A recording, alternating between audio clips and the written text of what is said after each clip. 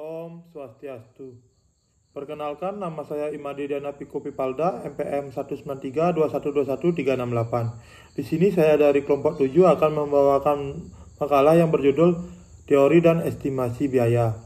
Adapun materi yang pertama yang akan saya bawakan di sini adalah konsep biaya relevan. Dan biaya yang kedua yaitu konsep biaya kesempatan atau opportunity cost. Yang pertama yang akan saya bawakan adalah konsep biaya relevan.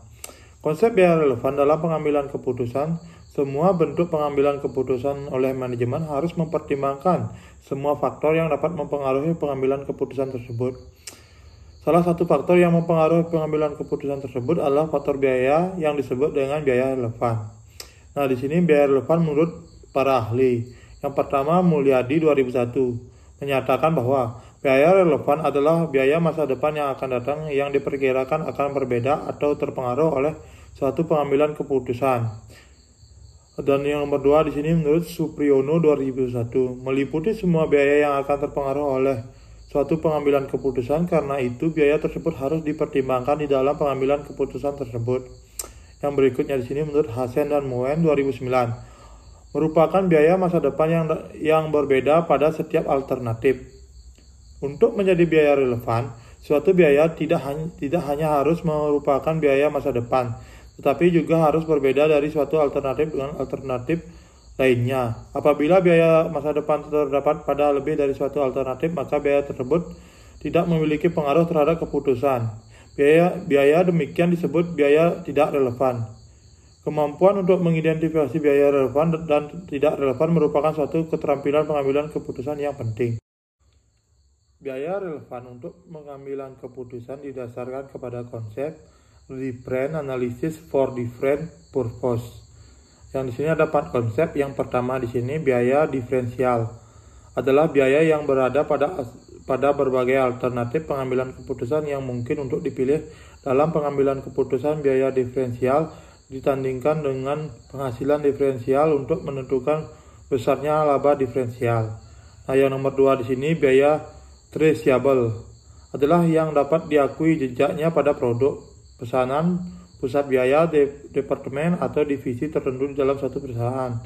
Yang nomor 3 di sini biaya kesempatan atau opportunity cost adalah penghasilan atau penghematan biaya yang dikorbankan karena dipilihnya suatu alternatif tertentu. Nah, yang nomor terakhir di sini biaya incremental adalah biaya-biaya yang ditambahkan atau biaya-biaya yang tidak akan dikorbankan apabila suatu alternatif atau proyek tertentu dipilih untuk dilaksanakan. Lanjut ke materi yang kedua yaitu konsep biaya kesempatan atau opportunity cost. Opportunity cost adalah salah satu konsep besar penyusunan ilmu ekonomi dan bisnis. Opportunity cost adalah teori yang timbul akibat kelangkaan serta kebutuhan dan keinginan tak terbatas manusia. Secara definitif, pengertian opportunity cost adalah kemunculan biaya atau risiko karena manusia memilih mengorbankan satu hal untuk mendapatkan hal lainnya. Oleh sebab itu, opportunity cost biasanya terjadi saat manusia dihadapkan pada dua pilihan. Opportunity cost dalam kehidupan sehari-hari misalnya seperti ada dihadapan pada dua pilihan karir, yaitu menjadi pilot atau pembisnis. Terima kasih atas kesempatan yang telah diberikan kepada saya. Saya Nikutu Ciwidiantari, NPM 1932121-359. Jadi di sini saya akan melanjutkan presentasi dari teman saya, yaitu membahas tentang fungsi memahami opportunity cost. Biaya peluang atau opportunity cost adalah teori ampuh yang akan membuat Anda makin memahami bagaimana perekonomian dunia bekerja. Berikutnya akan saya jelaskan tentang fungsi memahami opportunity cost. Yang pertama, yaitu mengasah kemampuan dalam mengambil keputusan. Pada dasarnya, opportunity cost adalah ilmu tentang pengorbanan karena sumber dayanya terbatas, tapi keinginannya tidak terbatas. Manusia wajib memilih beberapa keinginan untuk dipenuhi dan menyingkirkan hal yang tidak dapat dipenuhi. Yang kedua yaitu lebih bijaksana dalam menerima risiko.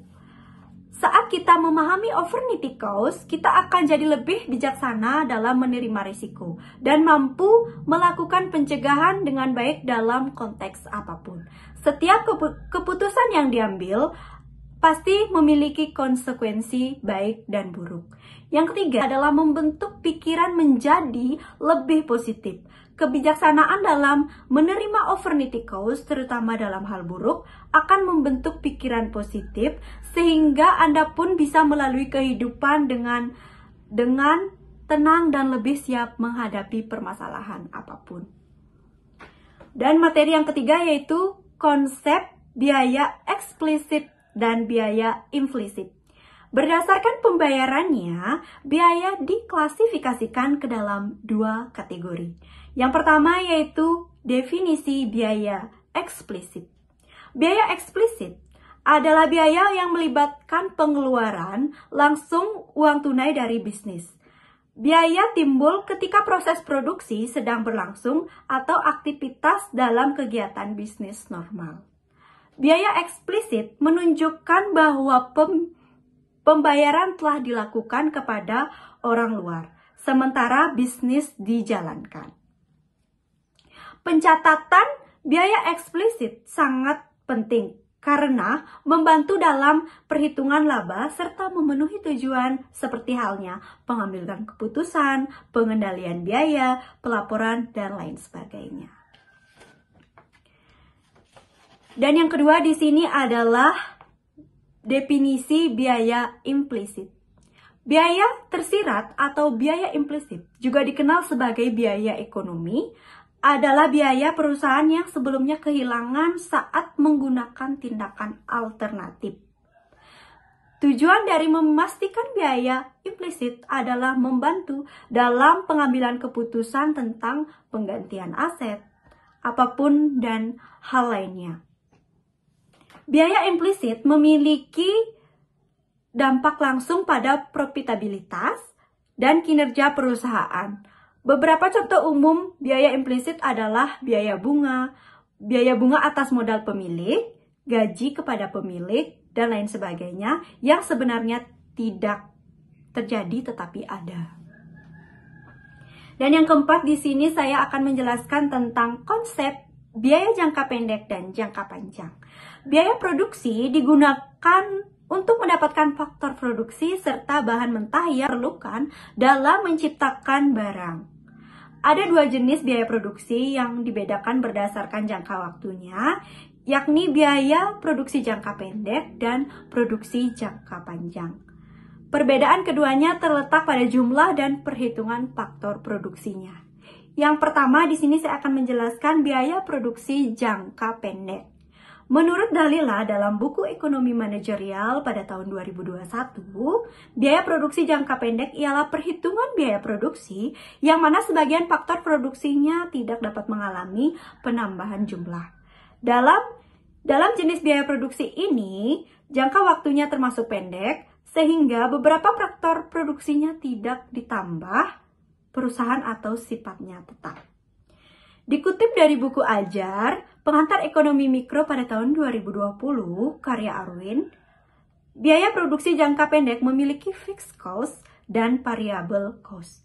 Fixed cost berhubungan dengan input yang sifatnya tetap, seperti biaya sewa gedung, sedangkan variable cost dihubungkan dengan input yang variabelnya seperti gaji pegawai.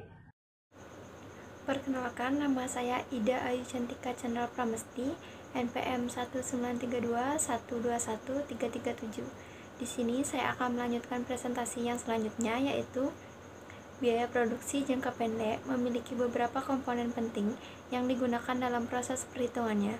Komponen tersebut adalah yang pertama biaya total, yang kedua biaya tetap total, yang ketiga biaya berubah total, yang keempat biaya tetap rata-rata, yang kelima biaya berubah rata-rata, yang keenam biaya total rata-rata, dan yang ketujuh biaya marginal. Yang kedua ada biaya produksi jangka panjang. Biaya produksi jangka panjang merupakan perhitungan biaya produksi yang mana semua faktor produksinya mengalami perubahan.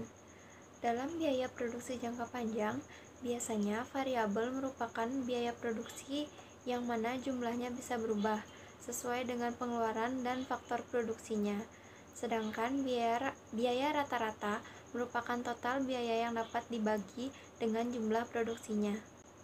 Selanjutnya, analisis break-even point atau hubungan biaya, volume, dan laba.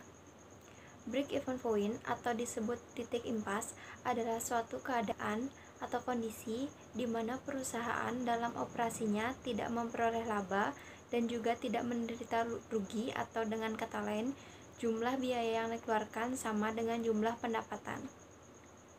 Analisis break-even point adalah sebuah alat atau metode yang digunakan untuk mengukur tingkat minimum penjualan yang harus dilakukan untuk menutupi biaya. Manfaat break-even point.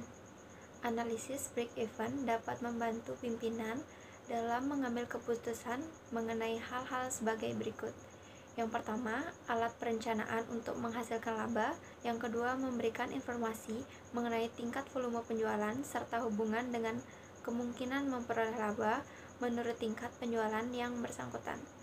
Yang ketiga, mengevaluasi laba dari perusahaan secara keseluruhan. Yang keempat, mengetahui jumlah penjualan minimal yang harus dipertahankan agar perusahaan tidak mengalami kerugian. Yang kelima, mengetahui jumlah penjualan yang harus dicapai untuk memperoleh keuntungan tertentu. Yang keenam, mengetahui seberapa jauhkah berkurangnya penjualan agar perusahaan tidak menderita rugi. Yang ketujuh, untuk mengetahui bagaimana efek perubahan harga jual, biaya, dan volume penjualan terhadap keuntungan yang diperoleh. Sekian, terima kasih. Perkenalkan, nama saya Natasha Giovanita, NPM 1932121331. Di sini saya akan menjelaskan tentang kelemahan analisis break-even point. Dalam penyataan analisis ini agak sukar untuk diterapkan. Oleh sebab ini, bagi analisis perlu diketahui bahwa analisis break-even point mempunyai limitasi-limitasi tertentu, yaitu yang pertama, asumsi yang menyebutkan harga jual konstan, padahal kenyataan harga ini kadang-kadang harus berubah sesuai dengan kekuatan permintaan dan penawaran di pasar. Yang kedua, asumsi terhadap cost.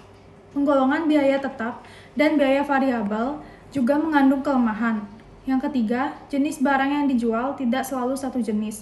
Yang keempat, biaya juga tidak selalu tetap pada berbagai kapasitas. Yang kelima, biaya variabel juga tidak selalu berubah sejajar dengan perubahan volume. Cara menghitung break-even point. Perhitungan untuk menentukan luas operasi pada tingkat break-even point dapat dilakukan dengan menggunakan suatu rumus tertentu. Tetapi untuk menggambarkan tingkat volume dengan laba, maka diperlukan grafik atau bagan break-even point. Secara matematik, tingkat break-even point dapat ditentukan dengan berbagai rumus. BEP sama dengan total fixed cost atau harga per unit sampai variable cost. Selanjutnya ada penaksiran curve pembelajaran. Istilah learning curve pertama kali diperkenalkan oleh psikologi Hermann Ebbinghaus pada tahun 1885. Learning curve adalah konsep yang secara kurva grafis menggambarkan hubungan antara biaya dan output yang dihasilkan selama periode waktu tertentu. Konsep dari kurva ini adalah bahwa setiap karyawan membutuhkan waktu untuk mempelajari cara melaksanakan tugas atau tugas tertentu. Kemudian, saat tugas diulang, karyawan tersebut belajar bagaimana menyelesaikan dengan cepat dan itu mengurangi jumlah waktu yang dibutuhkan untuk menghasilkan output. Selanjutnya ada penerapan istilah dari learning curve. Secara umum, learning curve adalah istilah yang sering digunakan dalam percakapan di dunia kerja untuk menggambarkan waktu dan upaya yang dibutuhkan saat mempelajari sesuatu yang menantang. Secara terukur, konsep utama dari learning curve adalah kuantitatif. Model matematika dibuat berdasarkan konsep ini untuk merepresentasikan tingkat kemahiran atau penguasaan suatu tugas. Penerapan learning curve seperti ini hanya berlaku jika digunakan untuk mengukur tingkat kemajuan nyata untuk menyelesaikan tugas tertentu terhadap waktu. Sekian, terima kasih.